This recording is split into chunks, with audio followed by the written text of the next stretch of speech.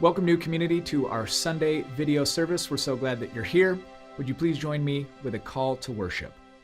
The words of Abraham Heschel state, when faith is completely replaced by creed, worship by discipline, love by habit, when the crisis of today is ignored because of the splendor of the past, when faith becomes an heirloom rather than a living fountain, when religion speaks only in the name of authority rather than with a voice of compassion, its message becomes meaningless.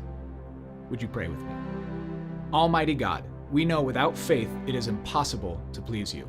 So do not permit us to replace our faith with creed, our delight with duty, our fervor with obligation. May love and compassion compel us rather than religious authority. May we not stagnate in ritual, but proceed into the future with dangerous wonder. We follow you with faith, our ever faithful Father. Amen. Good morning, new community. We are the Migliazzos, and we will be doing the scripture reading this morning. Zechariah 7:8-10. And the word of the Lord came to Zechariah, saying, Thus says the Lord of hosts, render true judgments, show kindness and mercy to one another. Do not oppress the widow, the fatherless, the sojourner, or the poor. and let none of you devise evil against another in your heart.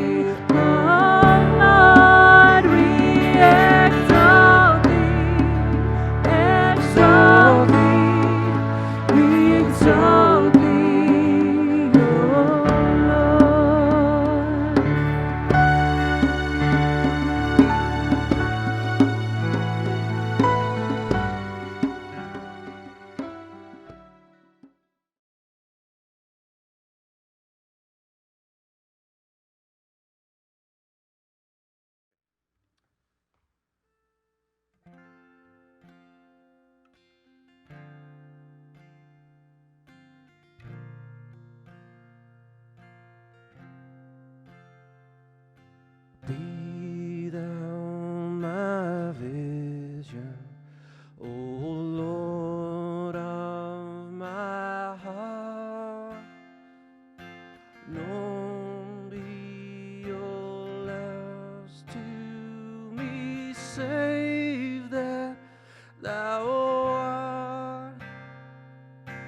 Thou my best loving by day or by night,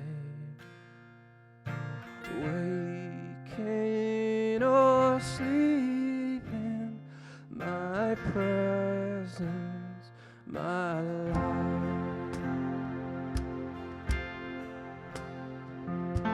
Be thou my wisdom, thou my true word. I ever with thee, and thou with me, Lord. Thou my great Father, and I thy true Son. Thou in me dwelling, and I with thee one.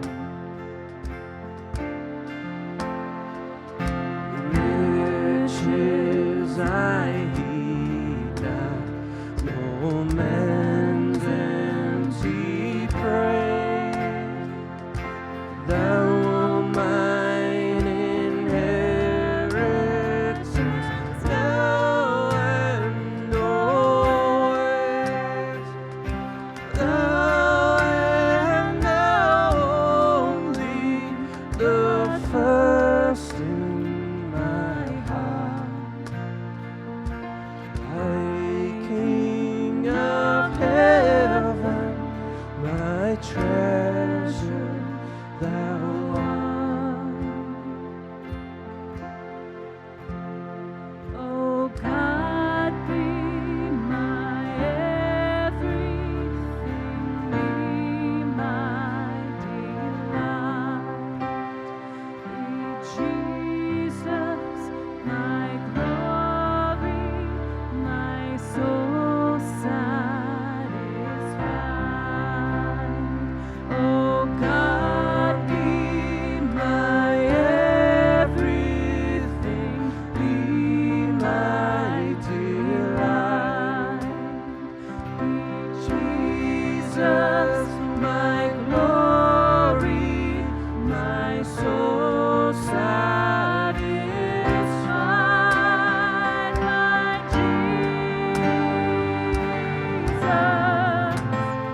you satisfy.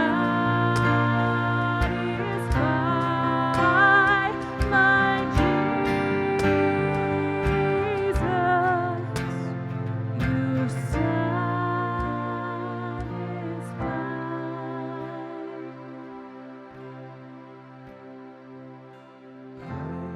King of heaven, my victory won. May I reach heaven's joy's bright heaven's sun. Heart of my own heart, whatever before, still be my vision, O ruler of all.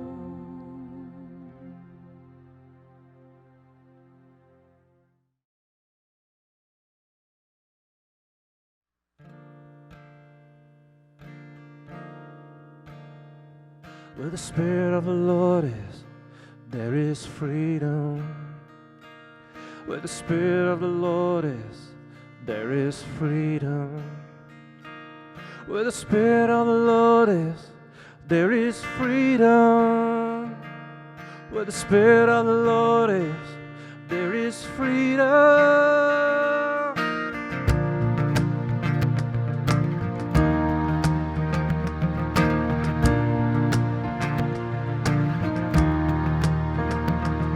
Where the Spirit of the Lord is, there is freedom.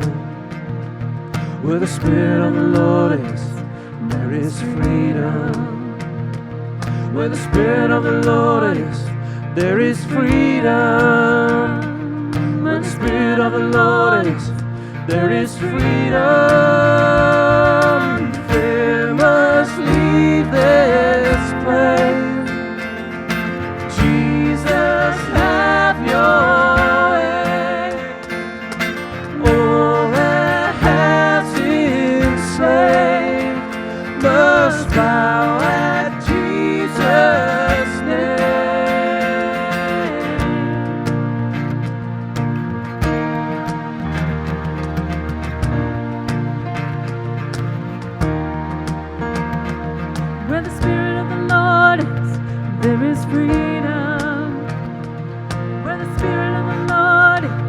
there is freedom.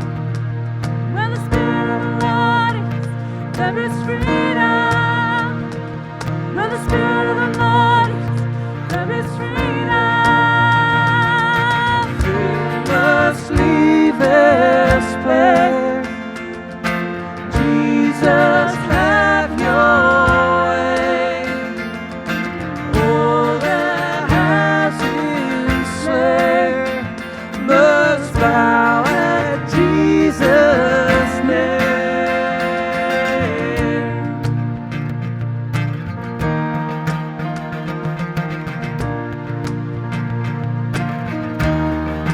We lift a shout of praise. You're the God of freedom. You make the darkness shake. You're the God of freedom. There's no prison wall you can't break. You're the God of freedom. You have destroyed the grave. You're the God of freedom. You're the God of freedom. You're the God of freedom.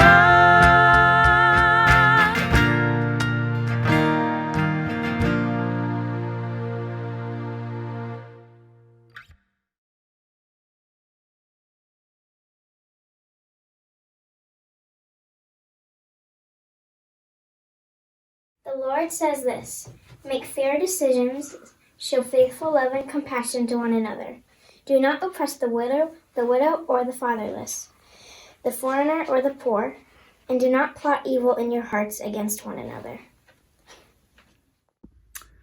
Hey everyone, that was Avi reading our Bible verse, and this is Mickey Mouse. Oh boy. Hi everybody, it's our good friend Mickey Mouse, and Maui. Make away. What does it mean to love the orphan and the fatherless? It means caring for those who can't care for themselves, loving those who have suffered and are suffering, being a friend who sees through the circumstances and behavior to see the hurt human, and doing something about it, because love does. Here's how you can love someone who feels alone. Smile at someone who's lonely. Wave to say hello. Be a friend to the kid who is alone and left out, because we all know what it's like to feel left out. It doesn't feel good. So we see a need to love, and we love. Another way to love is through listening and understanding. Understanding someone's suffering, someone's hurt, someone's story is the greatest gift that you can give another person. Understanding is love's other name. If you don't understand, you can't love. This means we all have a story. Our stories are full of light, dark, hope, and hurt. Standing up for those who can't stand up for themselves is love, because love does. In John chapter 6, verse 32, it says, it's easy to love the people that love you. Even people that don't believe in God do that. If you do good for those who do good for you, what credit is that to you? Even people who don't believe in God do that. Love your enemies. Do good to them. And give to them without expecting anything in return. That's love. Loving someone without expecting anything in return. Because in my experience, hurt people hurt people. So they might reject your love, and that will hurt you. But just keep loving. Trust me, I'm 39. I'm old. Keep loving, because love wins. I wrote a story for you.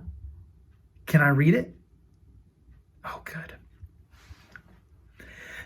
There once was a kid who was hurt. He played alone in the dirt. No one came by, no one said hi. This boy was so hurt in the dirt. Then one day, Felicity Ray came by this boy in the dirt. She offered a smile. She sat down for a while to learn why this boy was so hurt. The next thing you knew, this boy was not blue. He beamed with love and delight. Laughs shuffled in to this dirty playpen. Exclamations of hope took flight. His name was Tommy. No one took time to learn. Hi, my name's Tommy. This love was something he didn't have to earn. On this day, Felicity Ray changed the world, and so can you. Mark this day as the day you say, small and big love wins. Woohoo! Love is who you are, new community. It feels good to do good because that's who you are. When people are hurt, listen.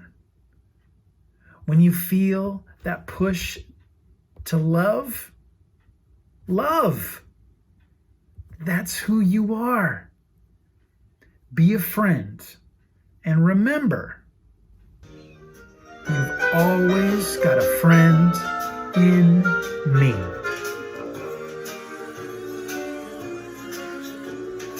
You got a friend in me. You got a friend in me. When the road is rough ahead and you're miles and miles from your nice warm bed, you just remember what your old past said. And you got a friend in me. Yeah, you got a friend in me. We love you, new community.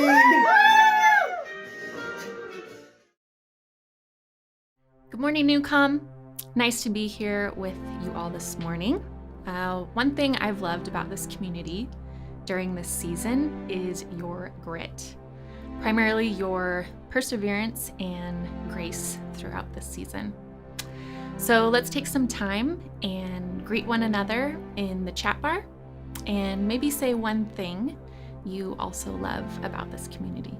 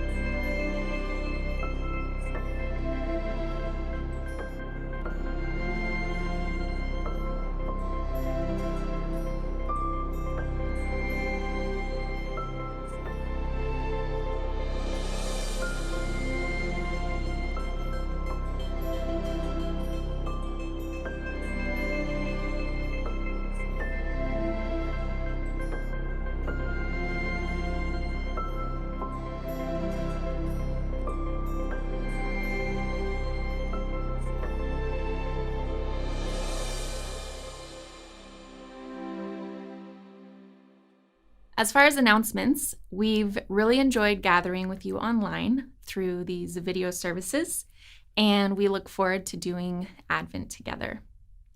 Advent will start November 29th. We will have video services the 6th, 20th, and 24th. So be sure you signed up for In the Loop for other ways to engage during the Advent season. Throughout the year, we also take the time to go over our finances with the entire community because we value transparency and always want to keep you in the loop of how your money is being used to advance the kingdom. So, without further ado, here's KPL, aka Snake Pit, aka Cuddles, aka Boulder Shoulders, aka Old Gunslinger, aka K-Love, Newcom's one and only Kevin Paul Longmire. Thank you, Britt, for that incredibly meaningful and what I will say is a really honest and truthful intro. So a few times a year, we take a few moments as a family and we talk about our church finances. And today is one of those days, and I get the privilege of being able to talk about that. So before we turn to the numbers that we're going to look at today, let me start by exclaiming how incredibly thankful we are for God's continued provision in this place and the unbelievable partnership that we have with our people here, with our family, who has faithfully and in a incredibly committed fashion continued to give to this place, especially considering what 2020 has brought, which has been a very, very different, a very strange year for us. So to look at the financials today, we're going to do something a little bit different. If you've ever been to a doctor's office, which I'm sure most of us have, you have inevitably seen a Sports Illustrated magazine. In the Sports Illustrated, you turn 2 to 3 pages in, and there is something, it's a quarter column, usually I believe on the left-hand side of the page, and it's called By the Numbers. By the Numbers is a probably 5 to 6 different random numbers that are big and bolded, and each of those numbers then has a little description. Each of those numbers that they put in the magazine for that week is a stat that makes you think or a number that gives you pause. Something that happened in the world of sports from the week before that is just amazing and has to be given credit and has to be seen. This is my favorite part of a Sports Illustrated magazine. Whenever I'm in a doctor's office, it's the first place I turn to because I love stats. I love this kind of stuff. So we thought this morning, maybe we would do a Newcom By the Numbers. Important numbers are going to flash on the slides here in a moment, and then my voice will be over them and they'll give a little bit of context as to what these numbers mean. And the hope is that what we see in the following minutes give context to our financial health as a church. They remind us again of God's continued provision in this place, and they hopefully create a little bit of space for further conversation and potential action. So let's turn to our first slide. As a reminder, we set out in January of 2020 with a stretch budget of $466,200. We believed we were poised for a strong year, imagining community engagement, gathered ministry opportunities, and connective and relational discipleship. Needless to say, as I've already mentioned, 2020 has played out very differently than we thought. So as we continue to talk this morning, the numbers that I will now reference will be the real numbers as of September 30th.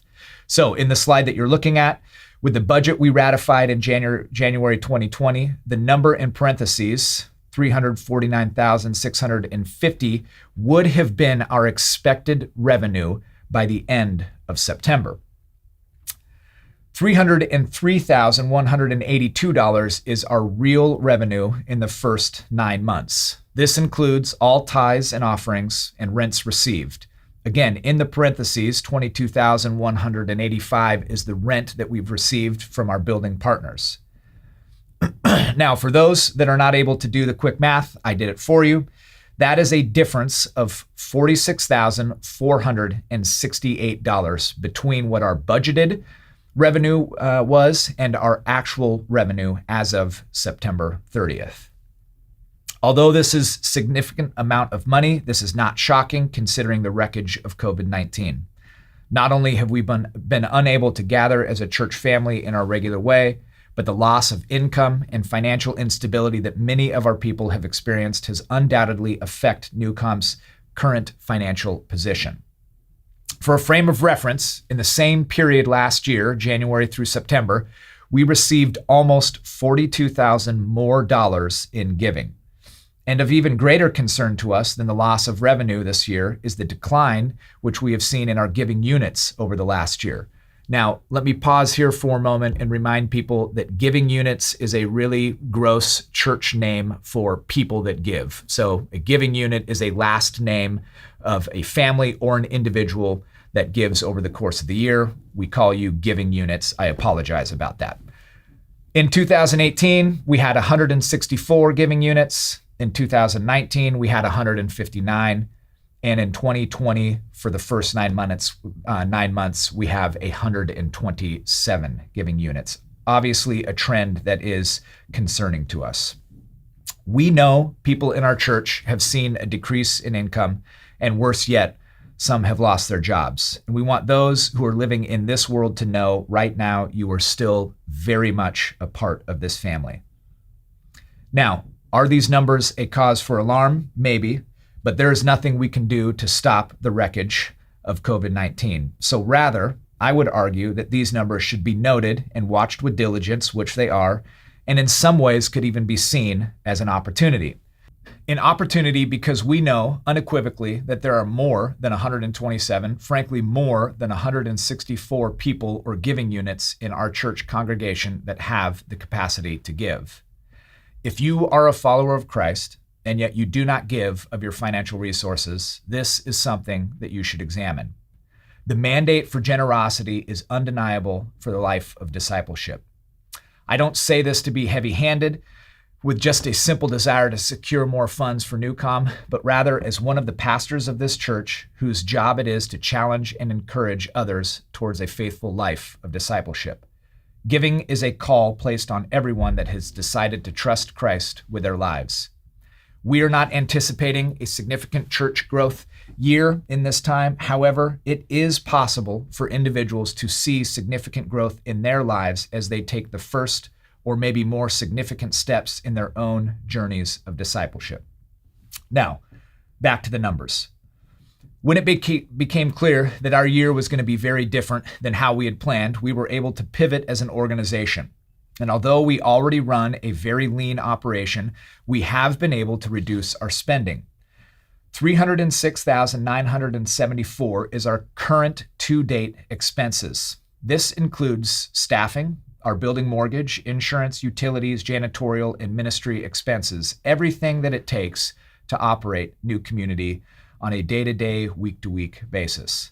It also includes $26,975 that we have allocated toward mission outreach, both locally and globally, and in some circumstances have already been able to give this year. In fact, in a podcast earlier this summer, we detailed out some of the ways that Newcom has resourced other NGOs in the city doing work with at-risk populations. This is an ongoing conversation amongst our staff and elders as to how we allocate these mission funds. This means we have been able to underspend our budget by almost $20,000. This is largely a function of the limited scope of in-person services and ministry expenses that we've had over the last 8 months. As a staff, we are very aware of the money that has been entrusted to Newcom and work diligently to steward it to the best of our ability.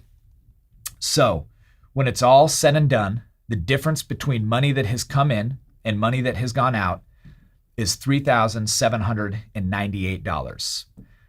Considering the year we have had, to be about at a 1% gap between our revenue and expenses is quite remarkable, and we are again incredibly thankful for God's continued provision in this place. Now, there are a few other places to celebrate as well. As a reminder, we received the federal government's PPP loan in May for just over $49,000. At this point, the money we believe will be fully forgivable for the fact that we can show it was exclusively spent on payroll costs, mortgage, and utilities. Additionally, the church admin team was able to secure a $10,000 grant in September. This money was awarded to businesses and NGOs in Spokane that have experienced decreased revenue during COVID. In our case, we've earmarked this money specific to the technology expenses that we've had to update staff computers and our AV equipment given our new course adjustment to podcast and video services. In fact, right now, we are sitting in our new makeshift recording studio. One last thing to celebrate, we hired Joseph Peterson in October in the role of formations pastor. His focus will be primarily Newcom youth and connecting our church with different local missional works in our city. He's been an absolute joy to have on the staff, and we are confident he will bring great things to these roles. You might be thinking this is a very strange time to hire someone, and yes, that is a correct line of thought. But if you look at the next slide, it costs us $0.00 to hire Joseph. As a reminder, we had already been actively staffing a youth director position, and with the additional funds available in our youth pastor account that our community so generously funded 2.5 years ago, we were able to bring Joseph on in his current role without an increase in our planned expenses. And all of this brings me to my final slide. All. This is what it takes. New Community has always existed on the generosity and faithfulness of its community. We don't have a couple of high rollers that underwrite our budget, rather a really committed core group of people that continue to give. I understand this has been an incredibly challenging year for some, but for others, this year has been more about inconvenience than a loss of work and wages. We're inviting the community to continue to give. We are in a unique season where the active ministry of the church is more difficult to see. When we are unable to gather weekly and hear the stories of ministry in our conversations with others, it can feel like not much is happening. But let me assure you, Newcom is alive. Newcom is moving. The Church Global continues to be the greatest witness and greatest agent of change in our world, and Newcom is poised as a witness and agent of change in our city here on 3rd and Howard. For those that have faithfully given, we thank you. For those that never have, if you are compelled by the ministry of Newcom, then we invite you to partner with us in it. Let me close by offering to further discuss any of these numbers or ways to get involved. We highly value organizational transparency and financial clarity, so no questions are off limits. If you want, we can discuss these things. Reach out and I will meet you for a cup of coffee over a Zoom, and I'll answer any questions that you might have. But now, without further ado, let us turn to the message for this morning. Oh, New Community, welcome to our Sunday morning service. We are glad you are here. We are excited to be here as well. It's a little different format today, which we'll get into in just a second. But before we start, Russ has a couple announcements for us. Yeah, we wanted to just give you an update on some upcoming opportunities. First and foremost, we are quickly approaching Advent. We will be passing out Advent calendars, an opportunity for you to engage each day in a different practice, all in preparation for Christmas and the New Year. Then as we shift into the New Year, not only are we going to continue with video casts like this and podcasts, we are going to begin offering some shorts, opportunities for spiritual formation, chances for us to collectively gather either at the building or in other locations to engage in person, but to engage with different topics. For example, emotionally healthy women will be a particular topic we'll cover, as well as an opportunity as we move into Lent to do a Lenten pathway in preparation for Easter. So a lot of opportunities coming, getting excited about that. Yeah. So this morning, like Julie said, it's a little bit different, right? We have our protective barriers up here so that we are safe. Also, all three of us are sitting here. We are going to turn our attention to Zechariah, which is the 11th of our 12 minor prophets. So we're kind of nearing the end of the series. And why this morning is different is we have not necessarily prepared anything for the three of us. Rather, we wanted and have frankly wanted to do something like this. We wanted to do this for years. For a number of years, where we all study a passage individually and then sit down at a table and actually have a conversation about it, a non-scripted conversation. So we've all gone through and read and done what we would maybe typically do. as we prepare for a message. But now we're sitting here as a group of 3 people that are going to have a conversation trying to capture what it looks like for our staff when we actually prepare a typical message. How this usually happens is we would sit down at a table and one of us would be speaking and we would ask the question, what do we think the community needs to hear?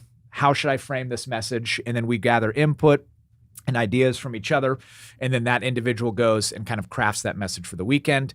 So this is a little bit of a pull the curtain back, behind the scenes. This is the flow or the kind of outworking process of how we would actually plan a message based on our 11th minor prophet. Yeah. So we don't know how this is going to go. We don't. We've never tried it. No. Could be great. And we may never do another one because it's never terrible. And that's fine because you try things, right? Yeah. Shots on goal. You see what works. Exactly. Maybe this is great. Maybe it's not. Yeah. I'll start this way. Well, I was going to throw a little curveball in. But this is non-scripted, so I'll start. Okay. Are we going to arm wrestle over this? I'd arm wrestle you. Sure. Yeah, I know you would. Yeah. No, here. Oh, sorry. Sorry. It's only the You're 3 of us very in the good. room, but I was just told that I'm not, I don't know. Here, this way. I speak through the mic, right, Joseph? Is that better? Cool. Thank you. Okay, let me just say this one thing, Okay. and then I'll turn it over to you. Okay.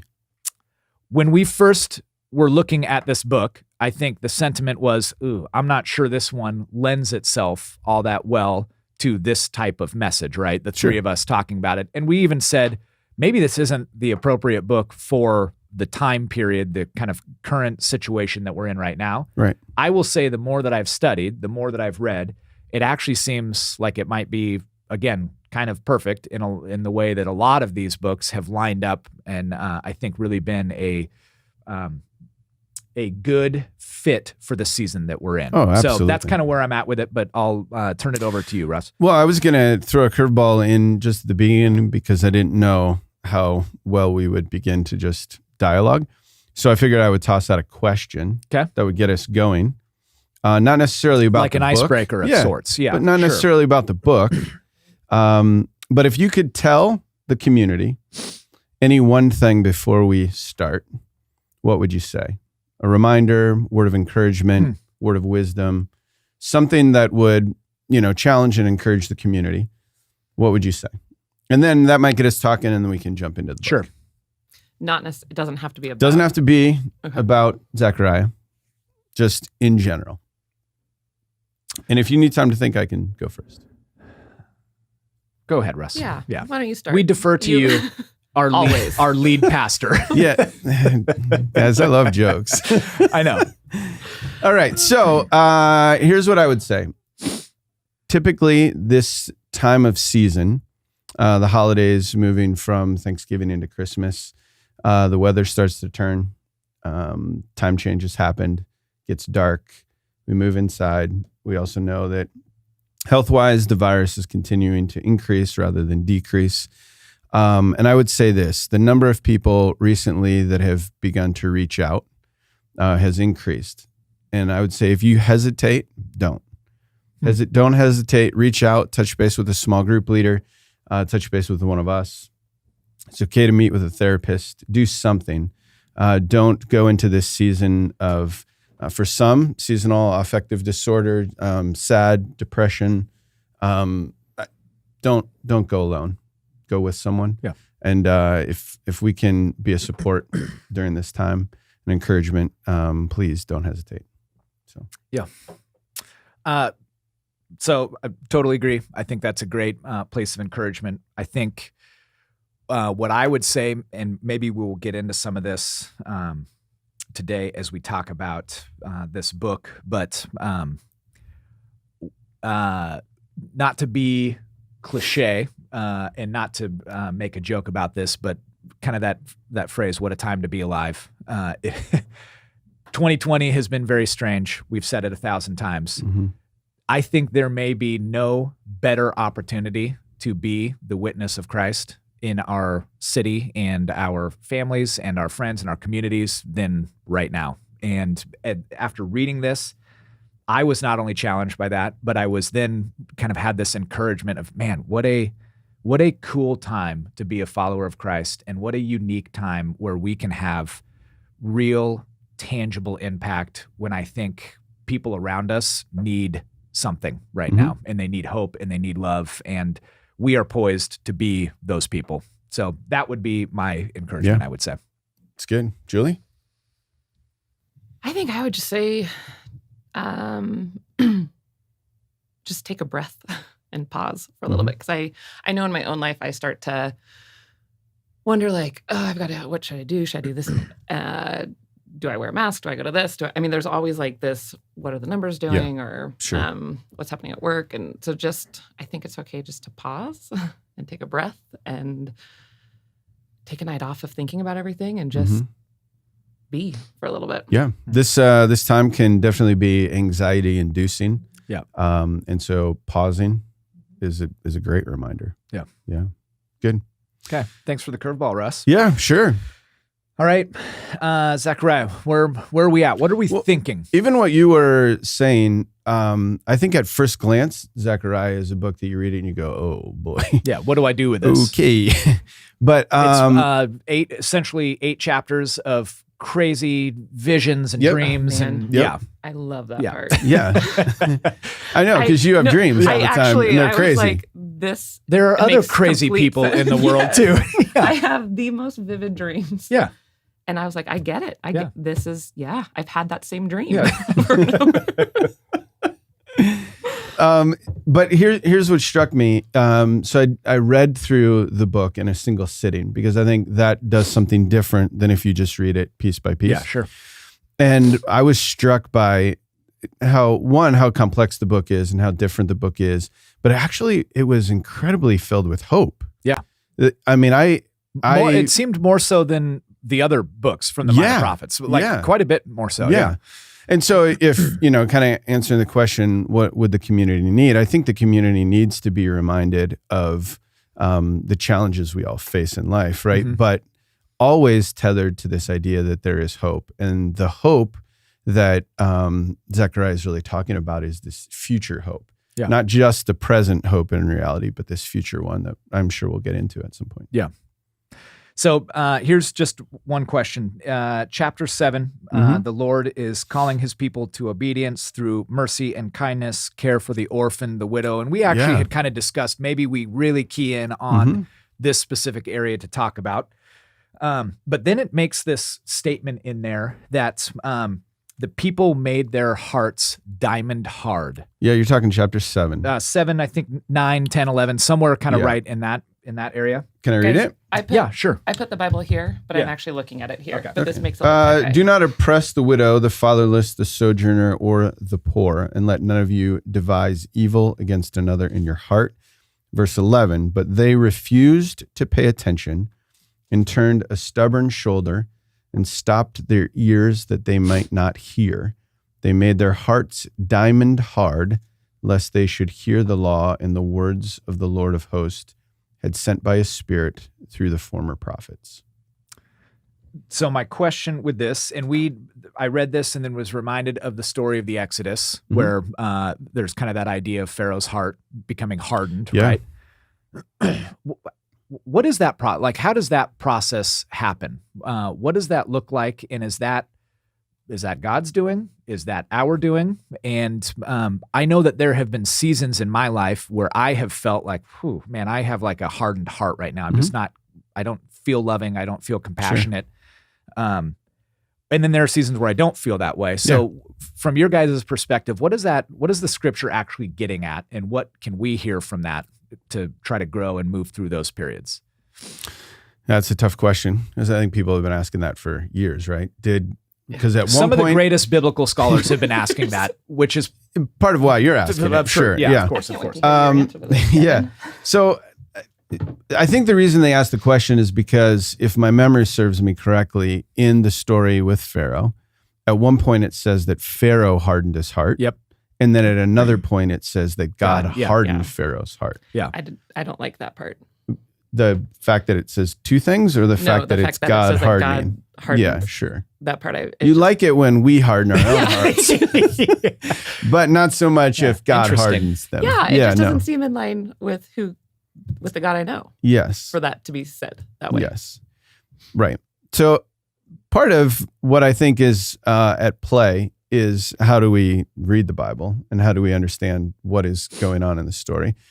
And I think sometimes what we do is attribute maybe a post, like we're looking back in on something and feeling as if the circumstances create the scenario of either ourselves or God hardening our hearts.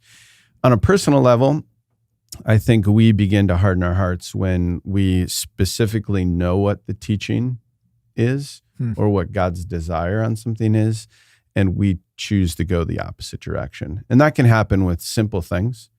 Like there are times I get a prompting from the Spirit to help somebody by the side of the road or to take a meal to someone or whatever. And if I ignore that, I think that's me saying, I'm not interested in doing what the Spirit has to say at this moment.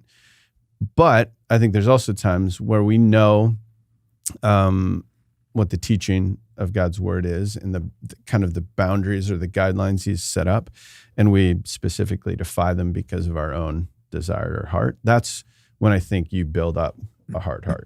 Well, and maybe even the scripture gets at that a little bit when it calls the people to mercy and kindness, which can be very, very simple acts, but then also caring for the widow and the orphan, which probably require potentially more action, more resources in order to do that. More sacrifice. Totally. Right. Yeah.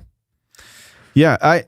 I was struck by that same section, but then also if you go from chapter 7, verses 9 and 10, the section we just read, but if you go to chapter 8, verses 16 and 17, it says, there are these are the things that you shall do. Speak the truth to one another, render in your gates judgments that are true and make for peace. Do not devise evil in your hearts against one another, and love no false oath, for all these things I hate, declares the Lord. So what I found in the middle of the book is that there are these very practical, so it's a complex book, but there's these simple reoccurring themes of justice and kindness and truth-telling and a bunch of one another kind of commands. And here's my take. Sometimes I think we read those as arbitrary laws that we have to follow in order to either A, not be punished, or B, to somehow win the favor of God, right? But other times we could see those same instructions as a way of flourishing life in a community. So if you want to be in a community that gives life to one another, then if you follow those kind of guidelines or instructions, it creates shalom and kindness and goodness in the community. So what difference do you guys think it makes if we, as the readers or people who are understanding a text, view those as arbitrary laws that we've got to follow in order to gain favor versus seeing them as instructions for flourishing life and community? What difference does it make to see it one as the other in practical life? I would say that that's actually one of the times where my heart starts to harden is when I look at it as a whole list of laws and things that I'm supposed to do. In order to gain favor, in right? order to gain favor, because then it has nothing to do with, in my eyes, it has nothing to do with the heart of God. So I think when I'm looking at this as a way to live in community, I see the heart of God and I see who God is and what God cares about, and it's always about the least of these and loving one another. When I look at it as a list, it becomes, I just got to do this. There's nothing. It's not coming out of my heart. It's not coming out of a good place. It's just doing it because that's what I'm supposed to do. Yeah. And I then start to feel more of a hardened heart. So I think twofold. One, I think when I'm in that spot, to answer your question, I think when we look at it as a list, we miss out on who God is. And then for me personally, it hardens my heart. Yeah. So you're talking about the intentions, the reason behind why you do what you do. If the reason and the motivation behind it is for the good of others and for the good of community, then that resonates deeply with what you believe God is calling you to, what he has modeled in the life of Jesus. Yeah. But if it's just this list of do this in order to earn God's favor, then it carries a different motivation. And that actually is soul sapping Totally. rather than life giving. And when it's life-giving and when it's with the right motivation, I experience the presence of God too in that. It actually usually has less to do with the person that I'm caring for and ends up being me experiencing God in that situation. Which is probably why he says, if you've done it for the least of these, you've done it for me. Yeah, right? Totally. Yeah, it's. I think it's a snowball effect too. So when I'm trying to earn God's favor, it never feels like God's favor is actually on me. It's like I'm striving and striving and striving, Right. and there's always something that I want additionally. When I actually just begin to live out these things and practice them because it's the way to treat other people, it's the way to interact with those around me, then you begin to experience God's presence in the midst of it, and then you're like, oh my gosh, this is unbelievable. Like I never understood how close the kingdom was until you actually start to practice it and live into it. And then it's, there's like a little bit of mojo behind it. Totally. If you would. Yeah. Where you're like, man, if I can feel God's presence in this way, then this is the way that I want to live my life. Yeah. It reminds me, if we, not to always move to a sports metaphor, I don't want to do that all the time. Yeah. But sports ball. Yeah. Yeah. It's fine. Yeah. But I do think that we talk a lot about goal setting with athletes, right? And what you want to try to accomplish. And it fascinates me how many times we set goals, and if you really break down the motivation of why you want that goal, it's because somehow your identity is tethered to that outcome. Yeah. So I want to win the championship because I want the recognition, or I want to be an All-American, or we're sitting with an All-American, Yeah. but I mean, or I want to be at two different colleges. I really, believe or two different universities. Hall of Fame at two different colleges, All-American at one. Yeah. But anyhow, Russ, I don't want to get decided. How many Hall of Fames do you have? I think collegiate. 0 Hall of Fames. Yeah. Yeah. Actually, I have a negative Hall of Fame. My college experience. Anyways, Right. go ahead. No, it was me going, and we got sidetracked a little bit. Sorry. With Julie. Starting to sweat. Yeah, no, it's okay.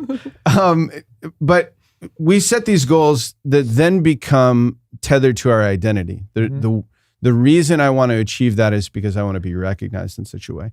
And then when you strip that away and you don't hit that goal, you've lost why you even play the game. Yeah.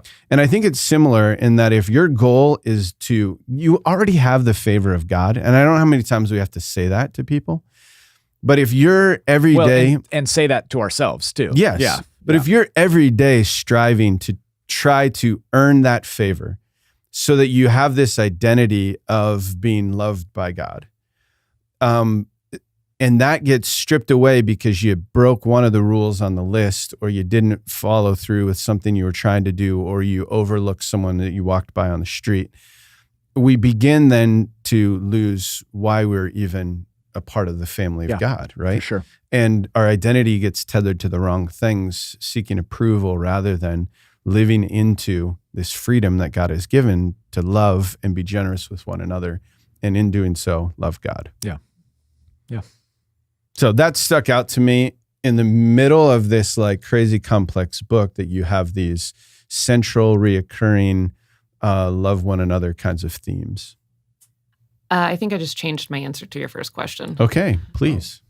For some reason, like it just, how sometimes it just hits more than others. But when you just said, we already have the favor of God, like that's what I want to say to us as a community.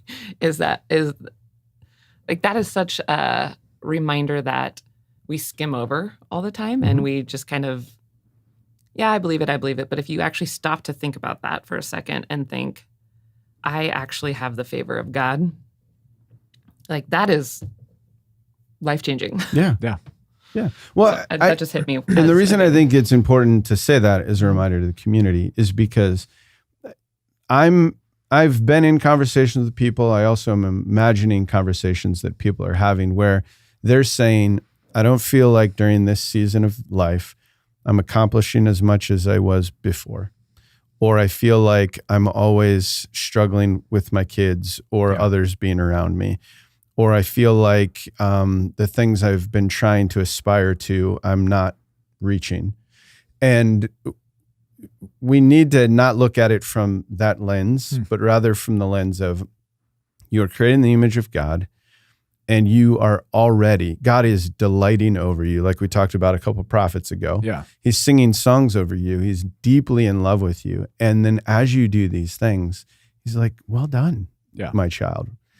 But we set these goals to say, no, I gotta reach more because he'll never be happy. And that's not the way. And he'll say, well done if I do this. Yes. Versus the other way around. Which then you're chasing this thing you already have, right? You're chasing a thing you already have. And that's so disempowering. And so that stood out to me in the middle of the book. So I'll throw out another question. You guys know I tend to be the work out your salvation with fear and trembling kind of guy. Yeah, right? Yeah, because it's in there, Philippians. It's biblical. Oh, so, for sure. Earlier in chapter 8, as you kind of read, there's this kind of quick little statement, and this is the exiles are now called back into the capital city of Jerusalem, and they're tasked with rebuilding the temple, right? And then in 8:9, it says, Thus says the Lord of hosts, let your hands be strong. The encouragement is, I am a God of protection over you. Let your hands be strong as you work to rebuild the temple, right? We are not rebuilding the temple. There is no temple for us to rebuild. No. However, we are a people that is called to build the kingdom. Yes. So, in a climate where we might feel like we are limited in our scope of what we can do, limited in our capacity of what can be done right now, what does building the kingdom for us look like right now? Or what could it look like for maybe some of those who might be listening, for ourselves, as we're wondering, how do I actually practically build the kingdom right now, kind of in our current context? The thing that immediately jumped to my mind when you said that is years ago, we gave a talk on the idea that the Jewish people viewed their homes as a mini temple, right? So if you had the temple that you would go to on Sabbath and spend time as a worshiping community, the only way that you could do that on one day of the week is if you embodied it every day of the week. So Deuteronomy 6:4, teach these things, love the Lord your God with all your heart, soul, mind, and strength, love your neighbor as yourself. Teach these things to your kids as you sit, as you walk, as you ride, as you whatever, right? And they viewed the home as a mini temple, a chance for the entire family to know the ways of Yahweh, to follow in those ways, and to be his children, his people. I think in the very similar way, start with those closest to you. If you're building the kingdom of God, it starts with your spouse. It starts with your partner. It starts with your kids, right? If you have them. And so that's who we invest in deeply. This time might be exactly what God wanted to get everyone back to the family. If you think about life pre-virus, so much is go, go, go, go, go, do.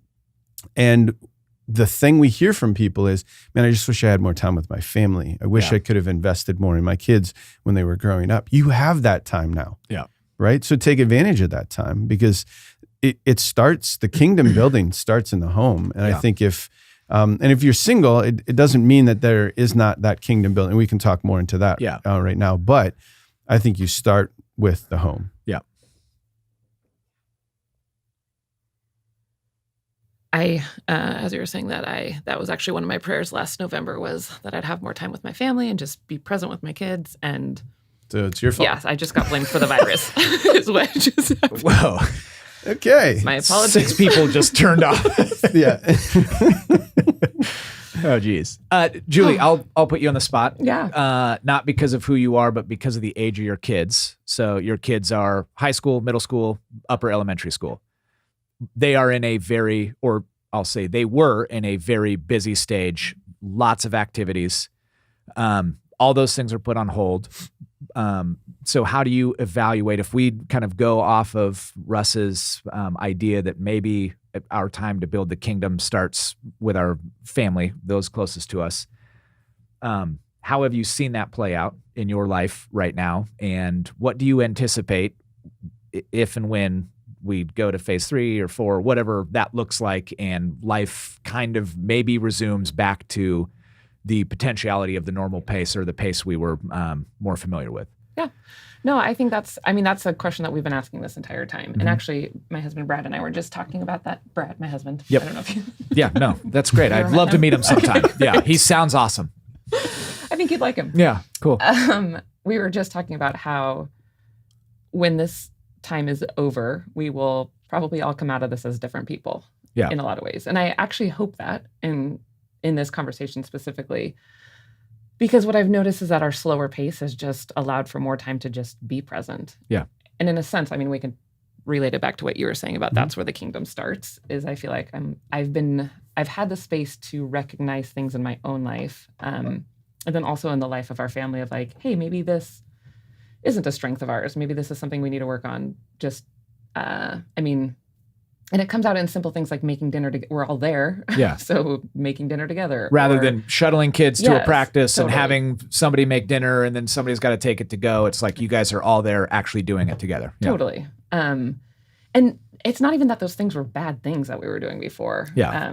And some of them we'll go back to, and some Sure. of them we've realized that just was something I was doing just to do. Yeah.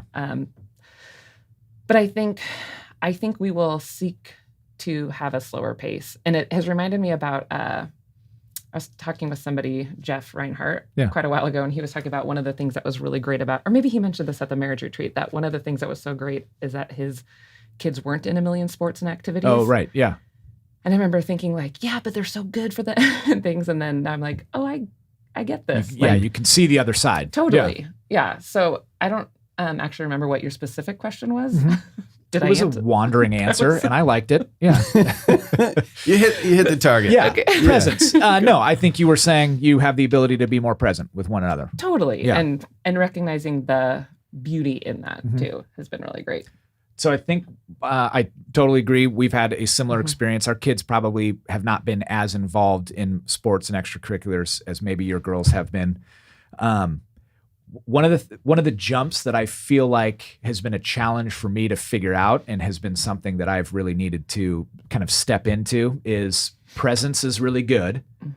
What you do with presence, I think, is also important. Yes. And so just making dinner together, awesome family thing to do together. But if we're just together a lot, but we're actually never really talking about important things, and I'm not actually actively working to disciple my kids, but rather just spend time in the house together, then I will think, or I do think I'll look back on this time and say, man, I missed a really cool opportunity where we were a little bit more contained in what we could do. And I didn't quite lean in to my call as a dad, as a husband, to be a discipler of people in that way. And so I think for me, that's something where I hear that idea of presence and then say, okay, presence is good. I want to capitalize on that, but I want to capitalize it in a right way, you know?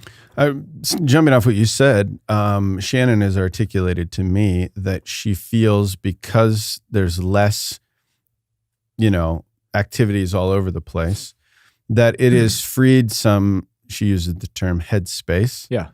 To allow her to not feel like what's coming next, what do I have to have ready, who's going where. Totally, yeah. And it has allowed her to be more focused during those times together to say, unpack that for me. Yeah. And enter into more of a conversation that really can lead toward disciple opportunities, really. So that's been great on that part. The other thing I think it's freed up is because the schedule is different.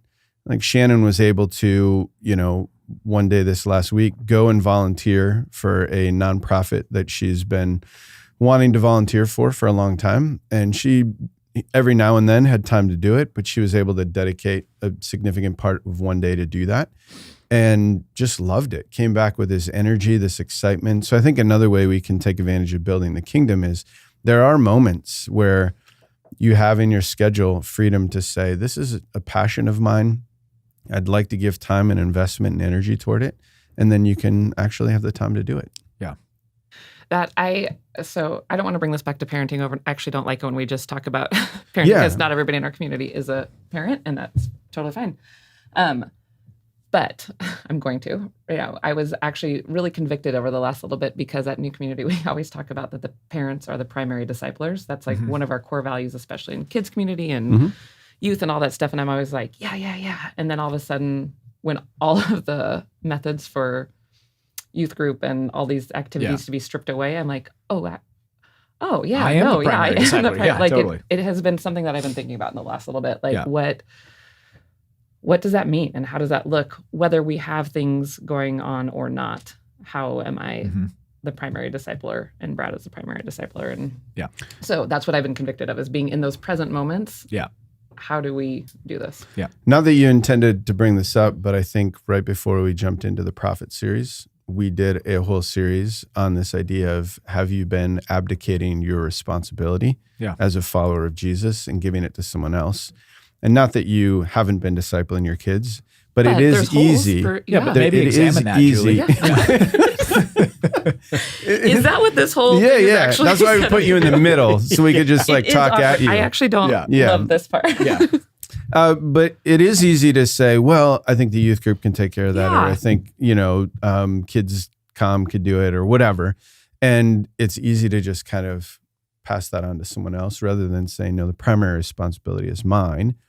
And they're a secondary person, individual, group leader to assist in the effort is a much healthier perspective. Yeah.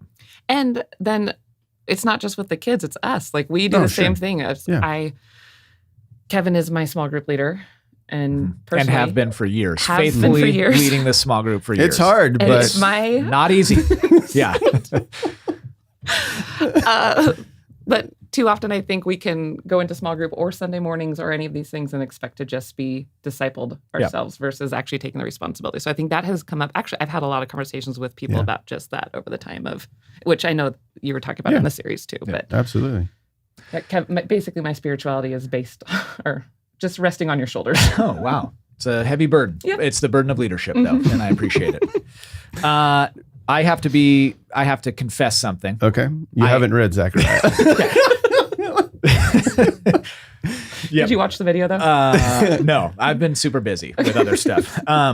No, I asked the question kind of because I wanted to give a little bit of an answer. Right? Oh, okay. But my answer is going to be really a whet the appetite for a story that might come in the future.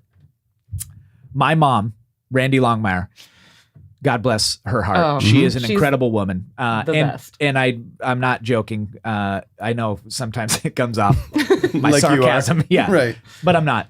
Her faith and her practice of her faith has been a continual encouragement for me for as long as I have been following Jesus. She has kids. I'm one of them. She has a couple of them. Kids are all out of the house. We're all grown. She's a grandma, but because of age, because of COVID, we just have not been together as much. Her practice of building the kingdom in the last 8 months has been very, very specific to taking care of an elderly neighbor who's not even currently a neighbor, but was a neighbor before my parents recently moved. And the way that she has loved this woman and the story around it, and this is where I'm maybe hoping sometime in the near future I would actually sit with my mom and kind of talk through this story, it has been absolutely profound. And I think points to the idea of how kingdom building can happen outside of having kids, right? So single person, married person without kids in the home, whoever it is. Yeah. My mom saw a need with a neighbor and has, in a really, really radical way, stepped into this woman's life and done kingdom building in some pretty cool ways. And so that has been a place for me that I have looked at over the course of the 8 months and said, man, that's somebody who gets it. Like that's somebody who has really leaned into this idea. Again, I hope to share the story more fully sometime in the future. But that was, I read this and immediately thought of that is what this looks like in our current world right now. Yeah, let me ask you a question about that. Did she go and seek out that ministry opportunity, or did it find her? Russ, have I told you the story? No. Sounds like maybe you know the answer. No. Well, I think what I'm trying to point out is a lot of what we struggle with is placing this expectation. Again, I think it's a religious expectation that's been placed on us that I have to go find this unique ministry thing. I have to go somewhere else to do it. It's got to be me going to people. And rather, I think God brings the opportunities to you. I don't think you have to really go looking for them. Now, are there times that you're called to a particular thing and it's away from a group of people, or you feel a burden for something? Absolutely, and you should follow that. Yeah. But the rest of the time, I actually think God brings those opportunities and you just meet the need in front of you. Yeah. And I think that's what your mom's doing with a neighbor. I know that that's what other people are doing with somebody close to them or somebody that they ran into on the way to work or whatever. We just don't need the pressure of saying, oh, I've got to do something amazing to build the kingdom. You just have to do the next right thing. Yeah. It's her story to share for sure. Yeah. But it started back in February, March, when it was pretty clear that things were going to change.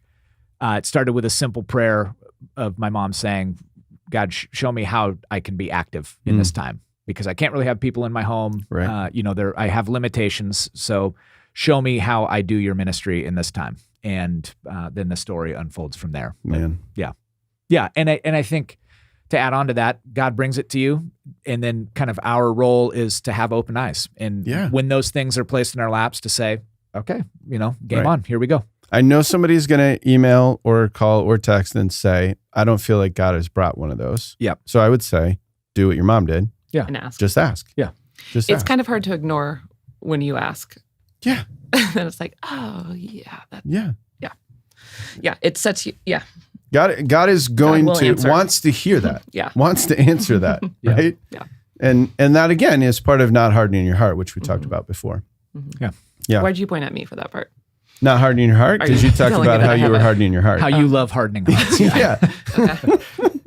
Hey, just so everybody knows, Yeah. we're typically don't poke fun of Julie this much in a regular staff meeting. This is actually really yeah. great. I'm actually really glad. I feel like This is not how it usually is. Yeah, this is very mild Yeah. compared to how it usually is. And we're controlling ourselves. Yeah. It's really hard to be me. So here's a thing that struck me as I read through the book. A lot of imagery, right? Visions, dreams, a lot of word pictures. And we know that images can transform us, but only if we move beyond like the mere literal specific image to a more universal or always true image. So that it's not like I'm looking for an angel rider to come and rescue me from the deep with two trees nearby. Sure. Like it doesn't, that's not what really we're getting after. Yeah, Richard it's Rohr said something that really captivated me. And he said it in relation to Zechariah 12. And it says, the prophet says this, you will weep for him, an allusion to Jesus, as you would weep for your only child. You will mourn for him as if he is every child. Right? So this idea of the crucified Jesus. And Richard Rohr says, I believe that we are invited to gaze upon the image of the crucified to soften our hearts toward God and to know that God's heart has always been softened toward us, even and most especially in our suffering. So you have this image of Jesus as the suffering servant, suffering king, suffering priest.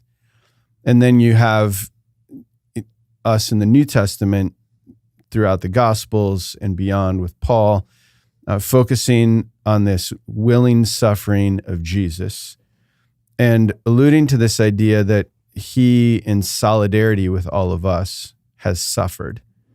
So I'll read the quote one more time, and then I just would love to get your thoughts or feelings about this image. I believe we're invited to gaze upon the image of the crucified, to soften our hearts toward God, and to know that God's heart has always been softened toward us, even and most especially in our suffering. What are your thoughts on that and how it relates maybe to the world in which we currently live? Yeah, I mean, I don't know if we want to track down this, but the first thing that I think of is atonement theory. Like, what is the cross? What does that mean? And This is great. how we understand that, and the act of the crucifixion, Jesus on the cross, how we interpret that, I think, can affect a lot of different things about our practice of faith, our understanding of who God is. And the idea that that he says God's heart has always been softened towards us, to me, kind of speaks to maybe a way that you would understand the act of the crucifixion, rather than the appeasement of an angry God that a price had to be paid, penal substitutionary atonement. Sure. Maybe we don't want to get into all this right now, but maybe there are different ways to understand what exactly was happening in that moment. Yeah. And for me, kind of on my spiritual journey, that has been like a kind of a linchpin idea for me of that, what's going on there in that moment, and how I kind of grew up to understand that to maybe now where I'm at currently has completely and in really radical ways changed my understanding of who God is. Yeah. I know we didn't anticipate getting into atonement theory this morning, but I will say this about atonement theory. I think each and every one of the metaphors that is used to describe an act that is indescribable, cosmic, something we'll never fully grasp. Sure. I think we need every one of those metaphors. I don't think there's like this is what I used to think and now I think this, because I still think there are elements of each of the metaphors that when pushed together create this beautiful picture, and yet it still isn't a fully complete picture and never will be fully complete until we get to heaven, or may never fully be complete because we will always for eternity be learning more and more about God. Creating new metaphors to try to capture this idea, because that's what a metaphor is. Yeah. Yeah. Yeah. And I think there's so much power in these images. And what struck me about that particular image is that sometimes when you read a book like this, or when you read the prophets, you distance yourself from God and you say, how could God look in on this suffering of his people and do nothing? Yeah. How could God let a virus take this many people's lives? How could God continue to create or allow pain and destruction and harm to so many people? And I'm struck by this idea that God does not desire that. And instead what he does is he relates to us in our suffering because he himself experienced utter shame and suffering and pain and torment, and did that for us so that he might, I think as it's in the Hebrews describes that we have a God who's able to empathize and sympathize with us. You know? I was just watching somebody giving a eulogy, and the person giving the eulogy had in their own life lost one of their kids. And I was really struck by the depth that person was able to speak to the family and to speak to the depth of pain and the depth of their suffering, because that person had experienced it to such a great degree. And I think it just was a really powerful moment of like, I think it not just acknowledged and saw their pain, but also could bring a glimpse of healing of like, you see me. Right. And I think the same is true with Jesus and us. And I think in the suffering, Jesus says, no, I see that suffering that you are going through, and I see your pain and I feel it.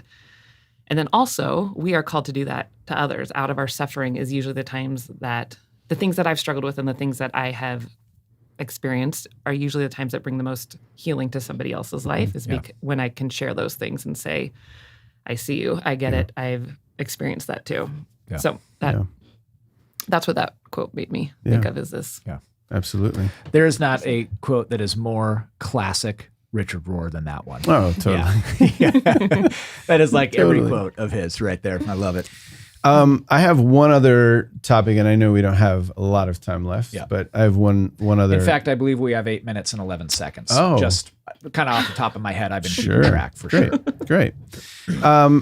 But I think you can't read this book and not mention what I think is kind of the central theme of the whole thing. I was reading this book, Glory in Our Midst, a biblical theological reading of Zechariah's night visions. And just a light read for Russ. Pick it up in your local Amazon. Oh, some nighttime reading. Yeah. Yes, I was reading it at nighttime. That so, title yes. is the most absurd title for a book. No, it's great. Yeah. I like it. It really captures the idea. Yeah. Though. Yeah. So really it's only Zechariah 1-8, right? Yeah. Right. This primary section, or 1-6, the primary section where it's the visions, the dreams, as Julie I love has. the dreams. Right. And I'm not going to get into all the detail between like Hebrew parallelism and the way that the books, if you watch the video, Yeah, it got into a lot a little bit of that, right? You kind of want to, though. But we I just don't do, have but time. we don't have time. Otherwise, yes, I would love to give a whole nother talk just on the vision in chapter 1. Contact Russ. Yeah. Vision in chapter 1 is fascinating. You have this angel rider, the theophany of Jesus. You have symbolism that has to do with both Genesis 1 and creation narrative, the flood narrative and how that relates to the creation narrative. But the whole, without getting into all the details, the point is Zechariah is trying in the first vision to say, we're in a world of hurt. Yeah. There's a lot that isn't going on well. Your forefathers didn't figure it out, and you're probably not figuring it out either unless you turn and repent, because the world is broken. You have walked away from me. You've hardened your heart like a diamond. Mm-hmm. All of that language is like, things are not good. And then you have this like right in the center of the whole book and the kind of culminating section of these visions, you have the story of this high priest, and then you have the story of this king. And then you have the crowning of one individual who is both high priest and king. And that has never, ever happened in the entire Old Testament. There's never been the king and the high priest as one. They've always been two individuals in Israel. And now you have them united. And what's so striking is that all of this is alluding and driving us toward this New Testament reality that there will be this servant who comes. He's described in here as a branch, and that branch will come and will be both priest and king. And in that moment, I think there's this one, I think it was in chapter 12 when I was reading it, something along those lines. It just says very clearly that in one day, all iniquity between us will be gone. And what an amazing picture. If you have not read through the book, read through it again. Yep. It is an incredible picture that Jesus is both our high priest and our king. And the only way that we could rectify this difficult situation that we're in is to recognize that and live in that reality. Yeah. It was so powerful. Well, in this book, more than any of the other prophets that we've looked at, and you could make the argument even in the Old Testament, points to Christ. I mean, it's messianic in its nature. It points to the coming king, the coming priest in really beautiful and profound ways. Yeah, I think the Gospels quote it more than almost any other Old Testament book, especially as it relates to the crucifixion narrative. Yeah. In that whole passion narrative, it's all about Zechariah. Yeah. So how do we close a message like this? We've never done this. Mm-mm. None of us prepared a closing. Nope. So I guess maybe what we would say is, or what we could say is, what do we do? Yeah, what's the takeaway? We've talked a lot about this book, different thoughts that we've had. So what would be a few takeaways that we'd say after reading this and studying this? I don't have which verse it is right now, but when it talks about the people were not ready. Do you remember that verse in this? When it's talk about like the justice and doing all these things. That's 4 words out of 14 chapters. I'm not sure. In chapter 7, but they refused to pay attention, that part? Yeah. Anyways. Classic Russ understands. Here's what I thought. We got to close really quick. No, I found myself in this thinking, I want to be a people who's ready, and I want to be a people who is doing justice and that seeking after the heart of God and doing this and kind of bringing the kingdom here, what you were bringing or what you were talking about when you were bringing the heat. Yeah. But really, like, I just kept thinking, I want to be a people who's ready to do Yeah. this and seeking and having my eyes open and seeing what's right in front of me. So that's, I think I would go off kind of your how you started about this idea of hope, and that God throughout this book continues to be a God that is showing and that is willing to be a God of protection over the people, even though they have turned, even though Broken covenant. They've broken covenant, their hearts are hardened.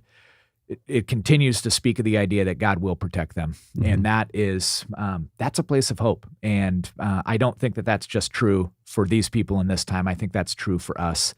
That even when we're going through moments of suffering, even when the world seems chaotic, when our lives seem chaotic, God is a God of protection. God is a God of presence. And I've left reading and studying feeling that like settledness in my spirit of, oh, that's right. That brings me back to this idea that God continues to be a God of protection over us. Yeah.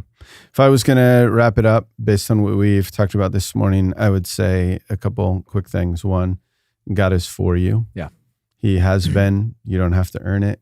You sit in that space of being loved. That his heart is softened toward us, especially in our suffering. Whatever it is you're going through right now, the difficulties you're facing, Christ is able to sympathize and empathize with you.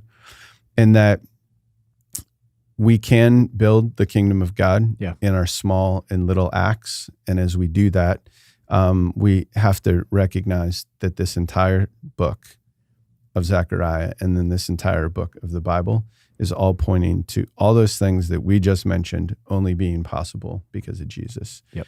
And rest in that he is your high priest and your king, and give praise to him today. Yeah. New community, we love you. We're thankful to be a part of this incredible community. We hope that this has been encouraging for you, and could potentially be a practice where you read a book, sit down with friends, and just begin to discuss. So without much else to say, we love you. Have a great rest of your Sunday. Love you, Newcom. Do we do a high five through the... Boom. Plexiglass.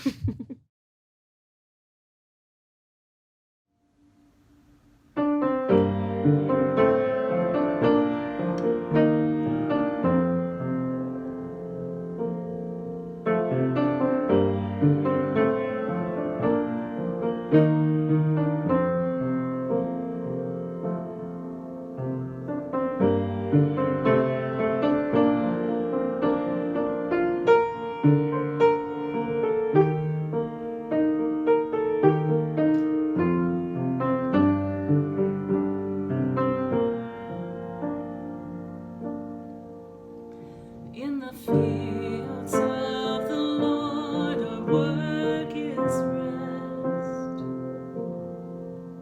He is moving in our hands and feet to bless. In the fields of the Lord, in the fields of the Lord, in the fields of the Lord, our work is rest.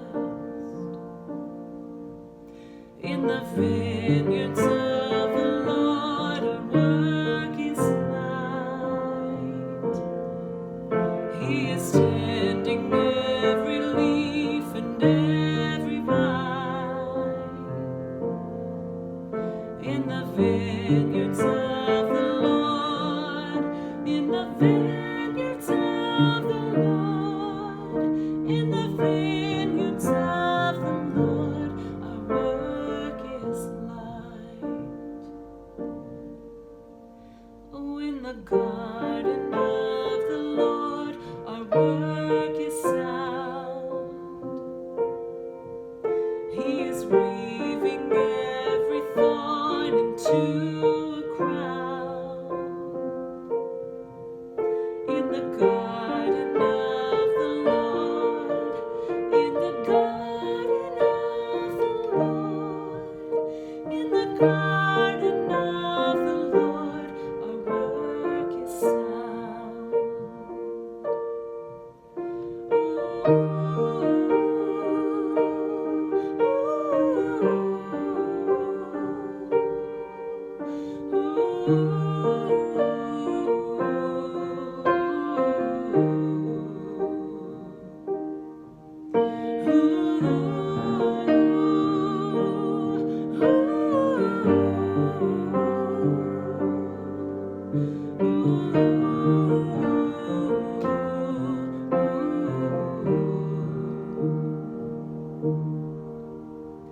And at the harvest time